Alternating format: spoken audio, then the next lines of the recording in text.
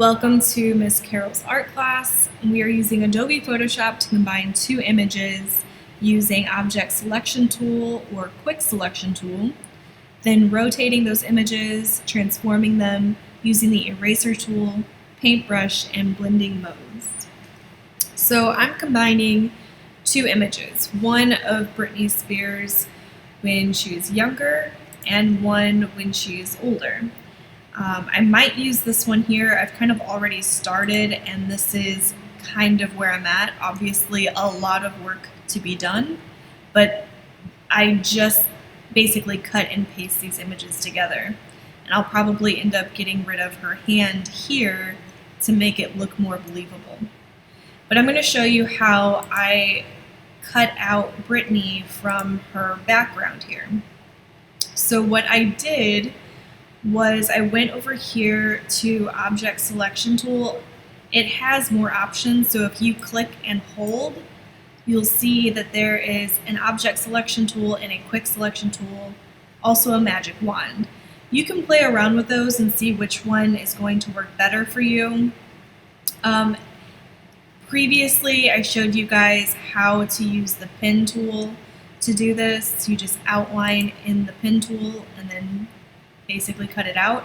I'm going to use the Object Selection Tool today, and you really just click and drag. This is a pretty new feature in Adobe Photoshop, and it's pretty magical. It selects everything. It's basically a smart tool, so it selects what it thinks you want selected, and then I'm going to show you how to edit some things. So if you see here, her foot down here and her whole foot here is not selected.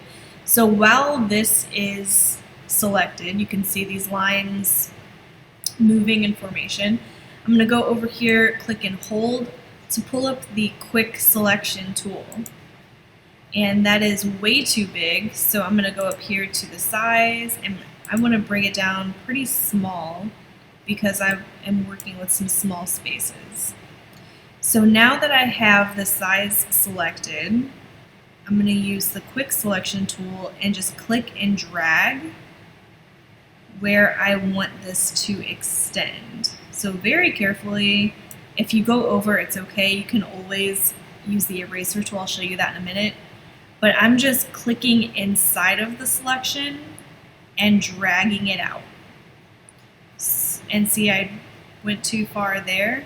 You can always hold down the Command or Apple key and hit Z to go back, but that's probably going to happen again, and I'm not too worried about it because we can fix it.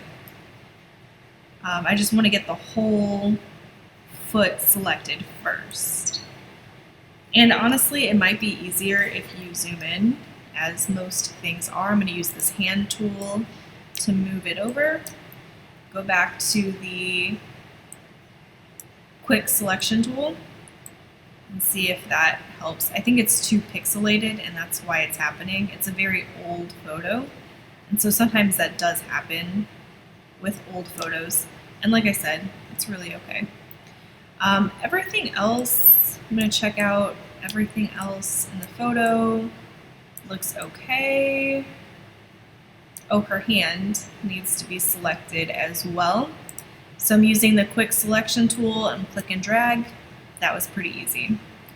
All right, so now just like we've done previously with our last project, we are going to right click and we're going to feather this out.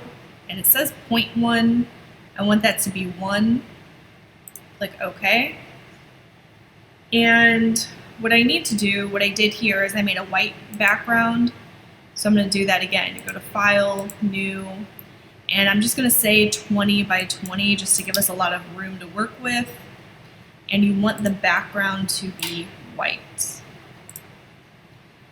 So now that I have that, I can use the Move tool here, and I'm going to click and drag her up to my empty canvas.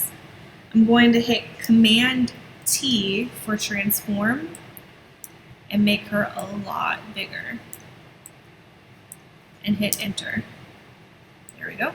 So now that we have the white background, you can see there's some pretty rough edges, and this whole tile needs to go. This area by her hand needs to be deleted. So if I zoom in, again, use my hand tool to move around, I can come over here to the eraser tool. If you click and hold, there's some more tools here, but I'm going to use the eraser tool right now. And you can play with the edge if you want it to be a really hard edge or kind of a soft edge.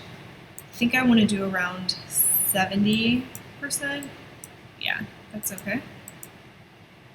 And with this, just like you can use the brush tool, you can click one time and then hold down the shift and click again, and it'll make a straight line. However, for most things using the human body, even the bottom of a shoe, it's not a straight line. So you can use that when it comes in handy, but for most of this, you're going to be using kind of freehanding what needs to be done here. And it's even kind of hard to see the bottom of her shoe because it's pixelated, and that's okay.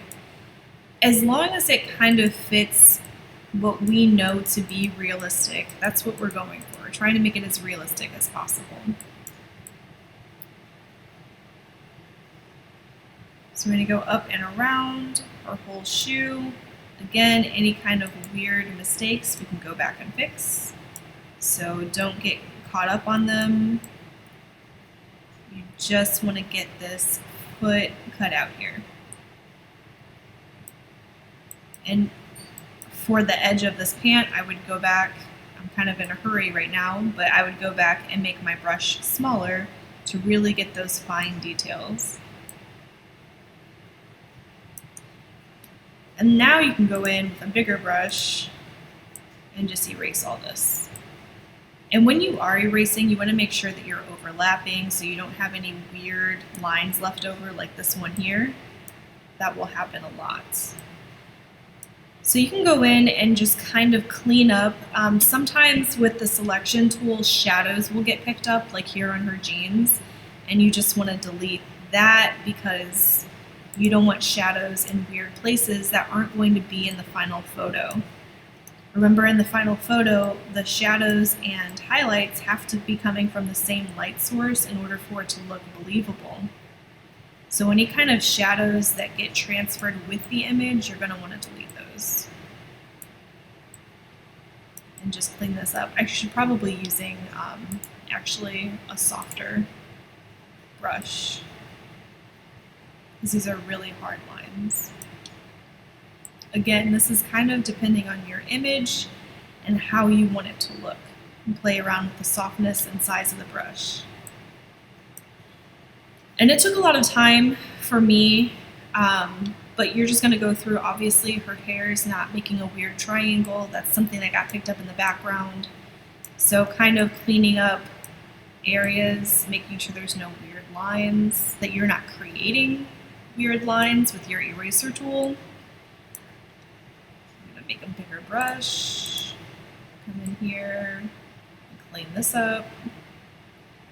And again, just kind of backing out every so often and seeing if it looks realistic. And if it doesn't, going in and fixing it. Remember, if you need to go back on something, you're going to hit Command or Apple, hold down Command or Apple and hit Z. Her hand here, this was really tricky. I did this on the other one. But she has spaces in between her fingers. That's what those shadows are. And I actually went in and went through that, but I'm probably going to delete it anyway because it looks kind of weird. If we go to this one, I'm probably going to delete that hand altogether and crop this image because I don't like how her feet are overlapping. It looks really bizarre. So I'll probably end up cropping this whole image unless I decide to use this one, and then it'll look totally different anyway.